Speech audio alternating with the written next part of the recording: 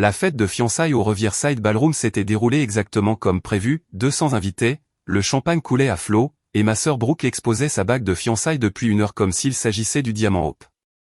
2 carats, monture en platine, 3 mois de salaire de son fiancé et une histoire de demande en mariage qu'elle avait racontée au moins 15 fois ce soir. Mes parents rayonnaient de fierté à chaque récit, posant des questions sur le joaillier, la taille et la pureté de la bague comme s'ils étaient gémologues. J'étais resté près du bar, sirotant un verre de pinot noir, offrant mes félicitations quand c'était nécessaire, essentiellement invisible. Puis l'oncle James est arrivé, s'excusant pour le retard de son vol, et tout a basculé. James n'était pas seulement le frère cadet de mon père, c'était un capital risqueur qui avait fait fortune en soutenant des startups technologiques à la fin des années 90. Il était aussi le seul membre de la famille qui avait pris la peine de rester en contact avec moi au cours des 8 dernières années, malgré les 3000 miles qui nous séparaient depuis San Francisco. Désolé d'être en retard, tout le monde, a dit James en se frayant un chemin à travers la foule vers notre groupe familial. Il a serré Brooke dans ses bras, a félicité son fiancé, puis s'est tourné vers moi avec une étreinte chaleureuse. Sophia, mon Dieu, ça fait du bien de te voir. Il s'est reculé, étudiant mon visage. Tu es incroyable. Comment se passe la vie dans cette maison à 1,5 million de dollars que tu as achetée? Le quartier est-il tout ce que tu espérais? La conversation autour de nous s'est éteinte instantanément. La main de Brooke, celle qui exhibait la bague, s'est figée en plein geste. La flûte de champagne de ma mère s'est arrêtée à mi-chemin de ses lèvres. Le visage de mon père s'est vidé de ses couleurs. James, quelle maison, a chuchoté mon père, la voix serrée par la confusion. J'ai pris une longue gorgée de mon vin, savourant l'instant. 8 ans. 8 ans à être ignoré, écarté et traité comme le parent pauvre de la famille, alors que chaque accomplissement de Brooke devenait une production digne de Broadway. Et maintenant, enfin, la vérité éclatait au grand jour. La maison à Sterling Heights, a dit James avec désinvolture, acceptant une flûte de champagne d'un serveur qui passait. Celle que Sophia a achetée en 2016. Une magnifique maison de style craftsman. Cette vue sur la montagne est spectaculaire. J'y ai séjourné la dernière fois que j'étais en ville. Brooke a retrouvé sa voix la première, perçante d'incrédulité. Sophia ne possède pas de maison. Elle loue cet appartement près de l'université. Je louais cet appartement, ai-je corrigé calmement, pendant environ 2 ans durant mon programme de doctorat. Ensuite, j'ai acheté la maison à Sterling Heights. C'était il y a 8 ans. La flûte de champagne de mon père a basculé dangereusement dans sa main. De quoi parles-tu? Je parle de la maison de style craftsman de 5 chambres que j'ai achetée pour 1,2 million de dollars en juin 2016, ai-je dit d'un ton égal. Celle qui est aujourd'hui évaluée à environ 1,5 million de dollars, selon les comparables récents du marché. Le chiffre a semblé se répercuter à travers notre cercle familial. La main de ma mère a volé vers sa gorge. Mon père avait l'air d'avoir été frappé par la foudre. Le sourire parfaitement exercé de Brooke s'est effondré. C'est impossible, a soufflé ma mère. Où aurais-tu trouvé plus d'1 million? J'ai versé un acompte de 240 000 dollars et j'ai financé le reste, ai-je expliqué, bien que j'ai remboursé l'hypothèque il y a 6 ans. James a hoché la tête d'un air approbateur. Sage décision. Sophia a toujours été brillante avec l'argent. Ce bonus de signature de Helix Pharmaceuticals? Elle a mis la totalité de la somme sur le capital de l'hypothèque. Elle a remboursé 960 000 dollars en 2 ans. Bonus de signature, a dit mon père d'une voix faible. Quel bonus de signature? De quand j'ai commencé chez Helix, ai-je dit. Ils m'ont offert 180 000 dollars en guise de bonus de signature pour quitter mon poste de postdoctorante. J'ai accepté et je l'ai utilisé en totalité pour rembourser l'hypothèque. Tu as eu un bonus de signature de 180 000 dollars, a dit Brooke, la voix étranglée. C'est la norme pour les postes de direction dans la recherche pharmaceutique, ai-je expliqué. Ma rémunération annuelle actuelle est de 375 000 dollars, incluant les bonus et les options d'achat d'actions. Le silence qui a suivi était absolu. La flûte de champagne de quelqu'un a glissé de ses doigts et s'est brisée sur le sol en marbre. Plusieurs invités se sont tournés pour regarder. Ma mère avait l'air sur le point de s'évanouir. 375 000 dollars, a répété mon père mécaniquement. Par an? Le salaire de base est de 280 000 dollars, ai-je précisé. Les bonus de performance annuels s'élèvent en moyenne à 60 000 dollars, et mes options d'achat d'actions ont été acquises cette année pour environ 35 000 $. James a souri. Sophia est modeste. Ses options d'achat d'actions? Elle a mentionné qu'elle dispose de 420 000 $ supplémentaires en actions non acquises, sans compter les redevances de brevets. Des redevances de brevets, a chuchoté ma mère. Je détiens 11 brevets dans les systèmes d'administration de médicaments en oncologie, ai-je dit. Ils génèrent environ 95 000 $ par an en frais de licence. La main de Brooke, toujours figée en l'air, a commencé à trembler. La bague de fiançailles de 2 carats a soudainement semblé très petite. Mes parents restaient immobiles, traitant des informations qui ne correspondaient manifestement pas à l'image qu'ils se faisaient de moi. Je ne comprends pas, a dit ma mère, la voix brisée. Tu es chercheuse en pharmacie. Comment peux-tu te permettre tout cela? Je suis directrice de la recherche en oncologie chez Helix Pharmaceuticals, ai-je corrigé doucement. Je supervise un département de 47 chercheurs. Nous sommes actuellement en phase 3 des essais cliniques pour un médicament qui pourrait révolutionner le traitement du cancer du pancréas. James a sorti son téléphone, faisant défiler quelque chose. En fait, le travail de Sophia a fait l'objet d'un article dans Nature Médecine le mois dernier. L'article qualifiait ses recherches de révolutionnaires et potentiellement dignes d'un prix Nobel. Prix Nobel, a dit mon père d'une voix enrouée. C'est trop tôt pour parler de cela, ai-je dit, mal à l'aise face à la spéculation, mais la recherche est prometteuse. Si les essais de phase 3 réussissent, nous pourrions sauver des milliers de vies chaque année. Brooke a retrouvé sa voix, vive et défensive. Pourquoi ne nous as-tu pas parlé de tout ça? Je vous l'ai dit, ai-je dit doucement, plusieurs fois. Vous n'avez pas écouté. Ce n'est pas vrai, a protesté mon père. James a posé son téléphone. En fait, c'est vrai. J'ai le courriel que Sophia m'a envoyé à ce sujet. Novembre 2016, j'ai parlé de la maison à maman et papa. Papa a dit que j'étais financièrement irresponsable. Maman a demandé si j'étais sûr de pouvoir gérer l'entretien. Avril 2018, j'ai mentionné le remboursement de l'hypothèque au dîner de Pâques. Ils ont demandé si cela signifiait que j'étais au chômage. Nous n'avons pas dit cela, a dit ma mère faiblement. Si, vous l'avez dit, ai-je confirmé. Vous avez supposé que rembourser une hypothèque signifiait que j'avais perdu mon emploi, et non que j'avais réussi financièrement au point d'éliminer la dette. La distinction a semblé blesser ma mère. Ses yeux se sont remplis de larmes. La mâchoire de mon père s'est contractée si fort que je pouvais voir le muscle tressaillir. L'oncle James a continué comme si de rien n'était. Sophia, as-tu pris une décision concernant l'investissement pour la maison au bord du lac? Cette propriété était magnifique. Quelle maison au bord du lac, a exigé mon père. Il y a une propriété de luxe disponible sur le lac Serenity, a expliqué James. 6 chambres, quai privé, 3 acres. Sophia envisage de l'acheter comme propriété de location de vacances. Pourquoi Sophia achèterait-elle une location de vacances, a demandé Brooke, d'une voix ténue. Pour diversifier ses revenus, a dit James. Elle possède déjà 4 propriétés locatives en plus de sa résidence principale. Ce serait sa 6e propriété au total. La révélation a frappé comme une onde de choc. Ma mère a vacillé sur ses pieds. Mon père a saisi son coude pour la stabiliser. Brooke avait l'air d'avoir reçu une gifle. 4 propriétés locatives, a chuchoté ma mère. De petites maisons unifamiliales dans des quartiers émergents, ai-je dit. Je les achète en dessous du prix du marché, je les rénove et je les loue à de jeunes professionnels. Un flux de trésorerie moyen d'environ 1800 $ par unité après toutes les dépenses. Ça fait 7200 $ par mois, a calculé mon père automatiquement. C'est plus de 86 000 $ par an en revenus locatifs, plus la plus-value, a ajouté James. Ces propriétés ont pris en moyenne 42% de valeur depuis que Sophia les a achetées. Son capital immobilier total sur l'ensemble des propriétés est d'environ 2,1 millions de $. Les chiffres continuaient de tomber comme des obus d'artillerie. La main de Brooke portant la bague est retombée à son côté, oubliée. Mes parents restaient figés, essayant de traiter une version de leur fille qui ne correspondait pas à celle qu'ils avaient en tête. 2 millions de $ en immobilier, a dit mon père lentement. Ce n'est que l'immobilier, a corrigé James.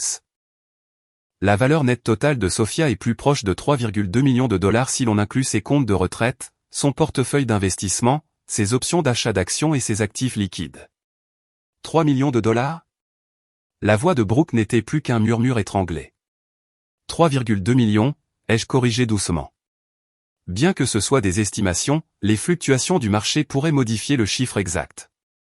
La flûte de champagne de ma mère a glissé de ses doigts, rejoignant la première victime sur le sol.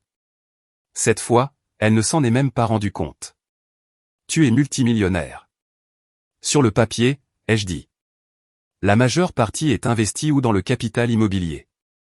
La collègue de James, la docteure Elizabeth Park, s'est approchée de notre groupe avec un sourire chaleureux. Sophia, je ne savais pas que tu serais là. Félicitations pour la désignation de percée de la FDA. C'est une nouvelle incroyable. Merci, Elizabeth, ai-je dit. Nous sommes très enthousiastes quant au potentiel. Percée de la FDA, a dit mon père faiblement. La FDA a accordé à notre médicament contre le cancer du pancréas la désignation de thérapie révolutionnaire il y a 3 semaines, ai-je expliqué. Cela accélère le processus d'approbation. Si tout se passe bien, nous pourrions obtenir l'approbation en 18 mois au lieu des 4 années habituelles. Elizabeth rayonnait. Le travail de Sophia va sauver d'innombrables vies. Elle est brillante. Viens-tu à la conférence à Genève le mois prochain? Je présenterai nos données préliminaires de la phase 3, ai-je confirmé.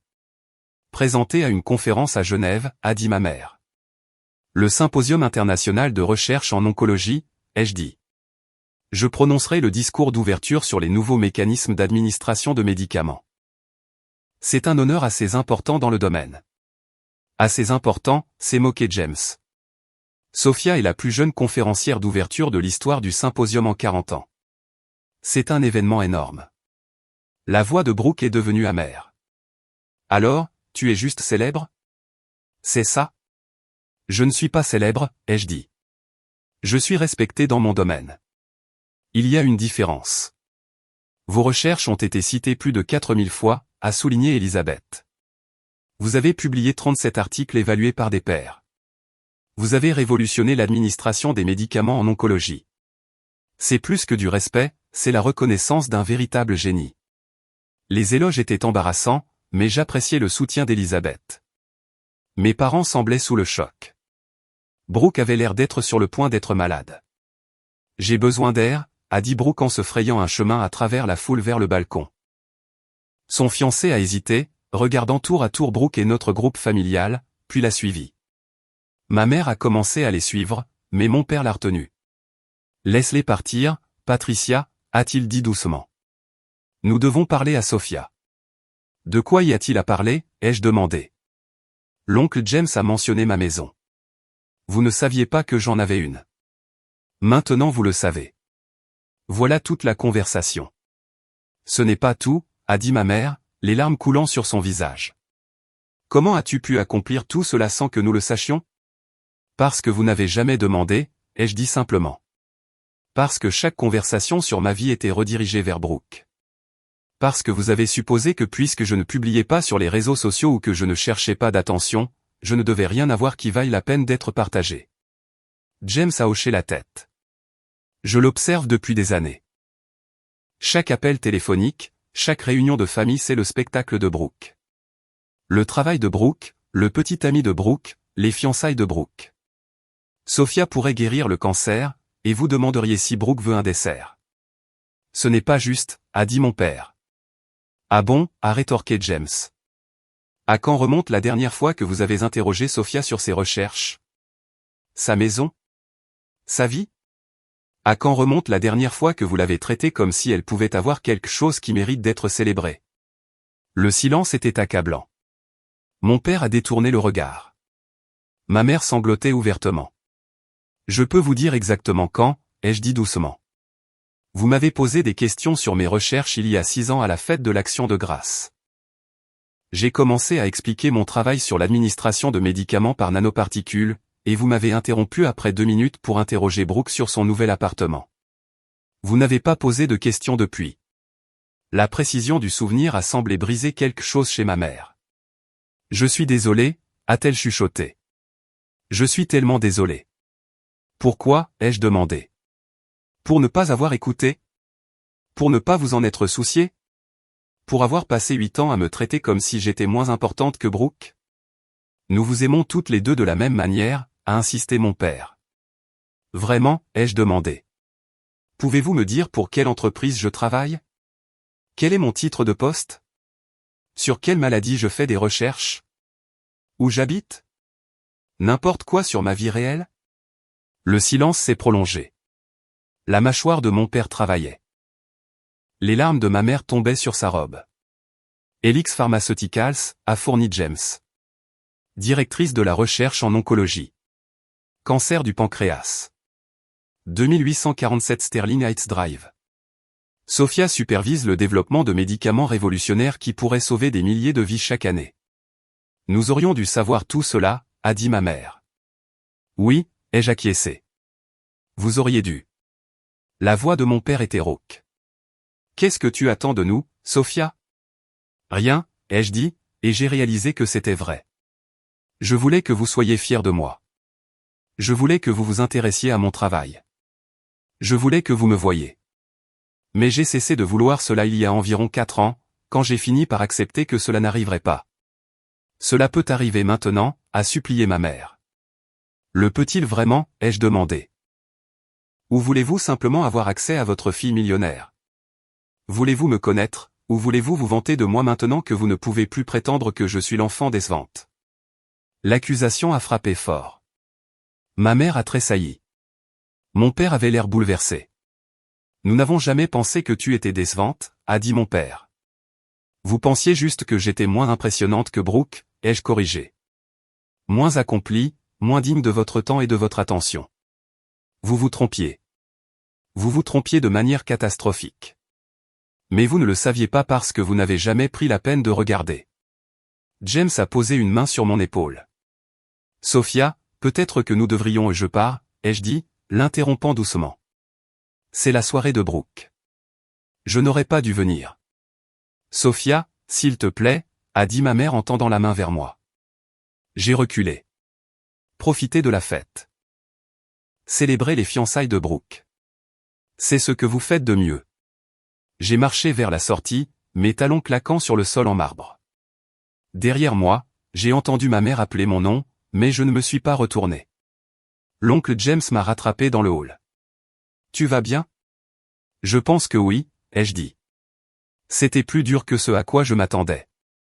Tu as été parfaite, a-t-il dit. Calme, digne, sincère. Tout ce qu'ils avaient besoin d'entendre. Ils vont t'appeler, ai-je dit. Ce soir, demain. Ils vont vouloir arranger ça. Peut-être, a admis James. Mais tu ne leur dois pas une réconciliation facile. Tu as passé 8 ans à essayer d'être vu. S'ils veulent une relation maintenant, ils doivent la mériter. Et s'ils n'en sont pas capables, ai-je demandé. Alors tu t'en sortiras très bien, a-t-il dit fermement. Tu as une carrière incroyable, une sécurité financière, un travail significatif qui sauve des vies, et des gens qui t'apprécient réellement. Tu n'as pas besoin de parents qui ne t'ont estimé que lorsqu'ils ont appris ta valeur nette. Il avait raison. Je savais qu'il avait raison, mais cela faisait quand même mal. Merci, ai-je dit en le serrant dans mes bras. De m'avoir vu. D'avoir été fier de moi. Toujours, a-t-il dit. Tu es la personne la plus accomplie de cette famille, Sophia. Ne laisse pas leur aveuglement te faire douter de cela. Je suis rentré chez moi à Sterling Heights, dans ma maison de style craftsman de 5 chambres avec ses vues sur la montagne et ses finitions sur mesure.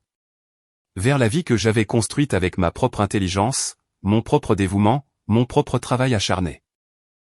À l'intérieur, tout était exactement comme je l'avais laissé, le bureau à domicile où j'examinais les données de recherche et écrivais des articles qui faisaient progresser la science médicale, la bibliothèque remplie de revues médicales et de manuels d'oncologie, la suite d'invités où l'oncle James séjournait lors de ses visites, la suite parentale avec sa salle de bain spa et son dressing. Chaque pièce représentait un choix que j'avais fait, un objectif que j'avais atteint, un rêve que j'avais réalisé. Pas pour l'approbation de mes parents. Pas pour la reconnaissance. Juste parce que c'était la vie que je voulais. Mon téléphone a commencé à sonner. Ma mère. J'ai laissé l'appel aller vers la messagerie vocale. Puis mon père a appelé. Messagerie vocale à nouveau. Un SMS de Brooke, tu n'as pas pu me laisser ma soirée. J'ai posé le téléphone et j'ai parcouru ma maison pièce par pièce. La cuisine où j'avais organisé des dîners auxquels mes parents n'avaient jamais assisté. L'arrière-cour avec son jardin où je faisais pousser des légumes pour la banque alimentaire locale.